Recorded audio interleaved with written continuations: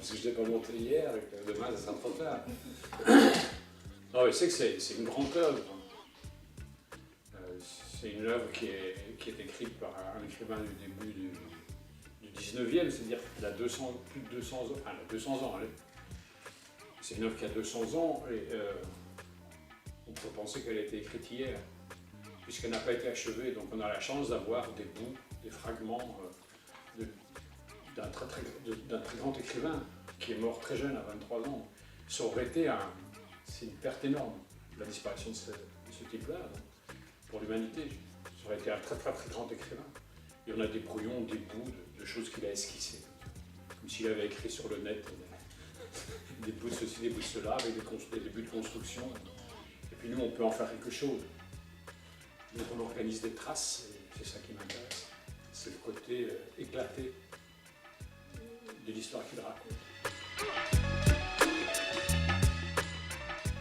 C'est la folie. C'est-à-dire qu'Hamlet utilise la folie comme mode de révélation pour la rivalité, pour la vérité vraiment. Dans la rivalité en fait, le lapsus n'est pas idiot. Tandis que Wojciech, il l'a subi, ça ne va pas bien, quoi. Il ne va pas bien. Il a des idées discontinues, son discours est fragmenté et cassé, et il entend des voix. Donc dans ce moment-là de l'histoire des sciences psychologiques naissantes, on ne connaît pas la schizophrénie. Or, il décrit des phénomènes de schizophrénie avant la lettre. Donc les schizophrènes existaient avant qu'ils ne soient diagnostiqués.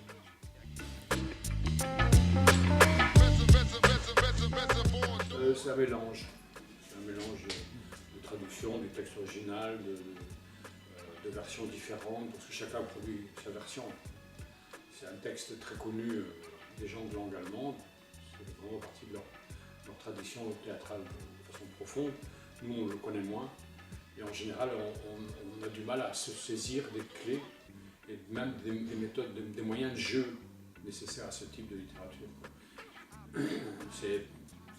Il y a des personnages, il y a des histoires, mais on est plus sur l'histoire et sur le rendu de l'histoire, de la fable, que sur le développement psychologique des personnages.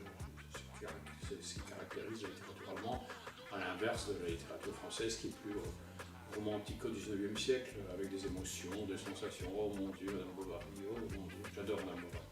Oh mon Dieu, on croit que tout est triste et tout est romantique et tout est intériorisé, alors que là, c'est des histoires, c'est des blocs d'histoire et de force et de pouvoir, quoi, de personnages.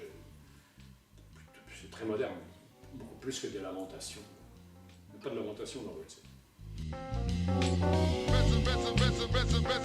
Moi, j'ai pas mal bossé en amont, comme souvent, comme toujours. Voilà. Et puis tout d'un coup, on s'est mis autour des choses, on a commencé à répéter, et tout ce qu'on avait prévu a un peu volé en éclats. On en est revenu à réorganiser complètement la matière, les différentes scènes qui se suivent sans se suivre. Parce que c'est bien ça qui caractérise cette œuvre-là, c'est que pour la première fois, on a une scène, puis une autre scène, puis une autre scène, et qu'il n'y a pas nécessairement de lien chronologique, ni même géographique entre les scènes. Je ne sais pas si ça se passe à la suite ou s'il y en avait une qui, venant après, aurait pu être avant. Bon, c'est pas une version historique, ni même allemande. De toute façon, dans notre imaginaire, à nous, Européens, de ce côté-ci des choses, l'Allemagne, les soldats allemands, si on refuse de remonter en 1945, c'est aussi l'occupation américaine de l'Allemagne. C'est les GIs à Berlin, c'est Elvis Presley qui fait son service militaire en Allemagne. Enfin, c'est très ouvert, quoi. Si on se limitait à une historicité des choses, on montrait toujours Shakespeare en culotte bouffante.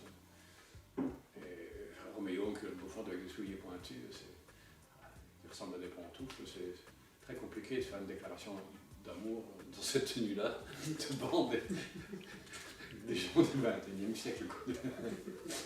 Donc inévitablement, même Roméo, on est obligé de le bouger un peu. Je trouve, on est a intérêt à tenter de le bouger un peu. Fait pas un théâtre musée, quoi. On fait pas un théâtre. Même si moi j'aime les grands textes, parce qu'il y a une raison pour laquelle Roméo et Juliette c'est toujours là. Il y a une raison artistique et artisanale de la qualité de l'écriture et de l'extraordinaire cadeau qui nous est fait quand on reçoit cette œuvre-là. Je la reçois de façon étrange, pas de manière directe, c'est des trucs qui ont été copiés, recopiés, la version première. Shakespeare n'a pas tapé sur le net Roméo et Juliette et un soir, Roméo, etc. Non, c'est arrivé par bout dans tous les sens. On a retrouvé ça après qu'il soit mort, donc on ne s'est pas vraiment authentifié, mais bon, il a existé parce qu'il a écrit tout ça quand même. Mais ces grandes œuvres-là, c'est des miracles, c'est des grands cadeaux. Donc je sais que c'est un des grands cadeaux avec lesquels on a un peu de mal en francophonie, parce que les francophones sont trop logiques et trop romantiques.